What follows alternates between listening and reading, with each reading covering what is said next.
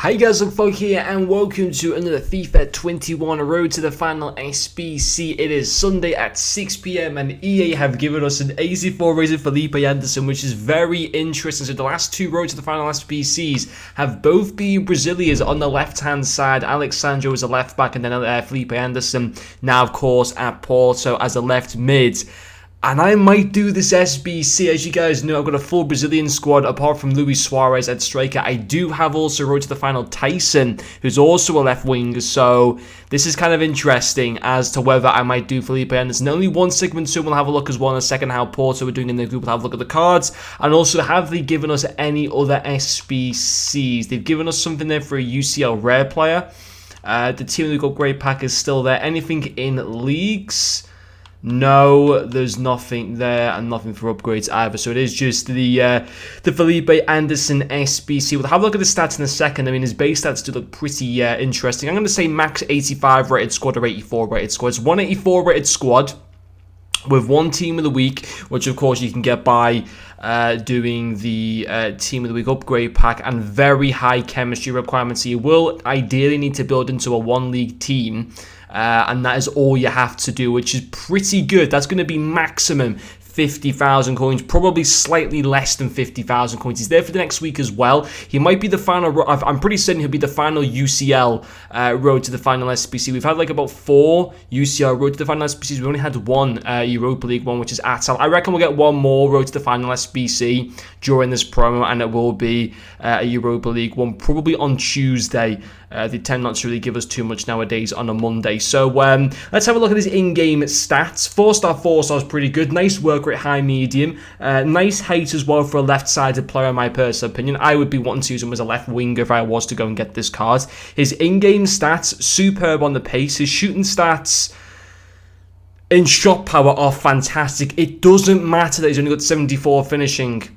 His shot power is fantastic. Shot power is more important than finishing, in my personal opinion, and that's fantastic. So his shot power is insane. He's got very nice long shots. You can easily fix the finishing as well if you wanted to, with a hunter, a marksman, a deadeye, something like that as well. His positioning would also need to be slightly improved, but his shooting for the most part is actually really, really good. His passing as well is pretty decent. 82 short passing, 80 vision.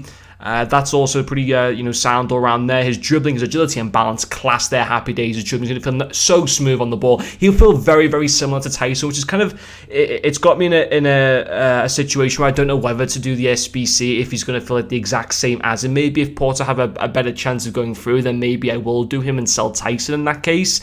He's only got 710 stamina, but it doesn't matter nowadays, of course, with the fact that fitness gets fully replenished. I kind of tend to ignore stamina nowadays, in my personal opinion. His physicality stats are low, but that's fine in my personal opinion. Finesse, shot, and flair are great traits to have as well. That's a good card. I need to compare him with Tyson. Porto in their group are currently second, just like Shakhtar are. But Porto have won 2 of their matches and only lost 1. With Shakhtar's group, they've had 1 win, 1 draw, and 1 loss. So Porto on 6 points, 9 for Manchester City. So City will finish top of the group. It's 6 for Porto, 3 for Olympiacos, and 0 for Marseille, which is kind of interesting. They've scored 6 and conceded 3, Porto. They lost their first game and have won their last 2. Interesting. And of course, he wouldn't get any upgrades. He could finish third and he'd become a Europa League card, but he wouldn't get any upgrades. I would be surprised if Porto, having got 6 out of 9 points from their first 3 games, I'd be surprised if they finished bottom. The chances are they should be able to go through in the top 2 positions. If they were to finish second, then theoretically they would get a very hard draw in the last 16. Of course, Anderson would go to an 86 if Porto were just to progress, but then they could get Liverpool in the next round. They could get Chelsea or Sevilla, Dortmund, Lazio, Juventus, Barcelona, United, Leipzig, PSG. These are all of the teams in different groups that are very capable of still finishing first. So if they were to finish second in their group, they're going to get a very hard draw in the last 16, to the point where I would be surprised if they would make it to the quarters. It would almost be, if they were to finish third in their group, he wouldn't get any initial upgrade. To go into the last 32 of the Europa League, you'd expect them to win that game, so they'd go to an 86 and then we'll go to an 87 if they were to win their last 16. I honestly think if they were to finish third, you would eventually have there's more chance that if they finish third in their group, you'll actually probably end up at the end of like March or April or whatever, once the closing stage of the European competitions both come together, the chances are that if he was to go down the Europa League route by finishing third in the group, you probably would get a higher card eventually, because I could see Porto progressing pretty well in the Europa League. I can't see them going that far. I can't see them going any further than the last 16 in the Champions League, which means you'd be left with an 86 Felipe Anderson. But the good thing is, if they were to progress now, you'd get that upgrade from around Christmas time rather than having to wait until next February, when this card will be pretty average come by next February. So it's an interesting one. For what he requires, excuse me, I think even as a super sub, he's worth doing. I'm probably going to do his SBC. It depends now what I do with Tyson. I need to compare him with Tyson. He cost me 50,000 coins. I reckon after this Felipe Anderson SBC, his price is going to crash. The chances are Porto are more likely to go through in their group than what Shakhtar are. The thing I like about Tyson is he's such a unique player. Being from Shakhtar, I suppose Felipe Anderson now at Porto, not one of the major leagues or whatever, is also kind of good. I want to get up Felipe Anderson, who will obviously comfortably be the best left-hand sided player that you can now get in Liga NOS if you're running that type of team. But Felipe Anderson, he's actually been given a free rating increase on his base card, of course. I don't know if he's on loan. I think he might be on loan at West Ham. I think he's still a full West Ham player at the end of the day. But if we go and get this card, so what does Tyson have? Is he also 4-star, 4-star, 4-star, 3-star? Only medium, slightly shorter as well. In terms of base stats, Anderson got 2 less pace, 3 less shooting, 1 more passing, same dribbling, a lot less physicality, and a lot more defense. Tyson's probably the better card. I mean, yes, his work rate isn't quite as good. He's only got a 3-star weak foot, but weak foot doesn't matter too much in this game. Also has amazing shot power and long shots. He's a very... They are similar cards. They really are.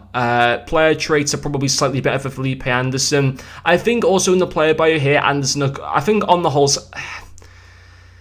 Tyson's got the better in-game stats, but Anderson makes up for it with the better traits and also having the 4-star weak foot and a better work rate. So it's an interesting one. It's whatever preference you want. If you want the better in-game stats, Tyson's probably better. I mean, at the end of the day, both cards are very good, and it's more likely you can probably maybe easier fit Anderson into a team with the fact that he's from the Liga NOS, which is obviously a better league than the Ukraine League. I do think that Anderson's more likely to progress further than what a Tyson will be, especially in the Champions League.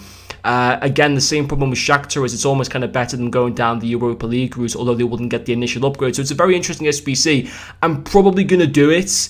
It's a really good card for the most part. I won't be doing a review. I don't tend to do SBC reviews much more now.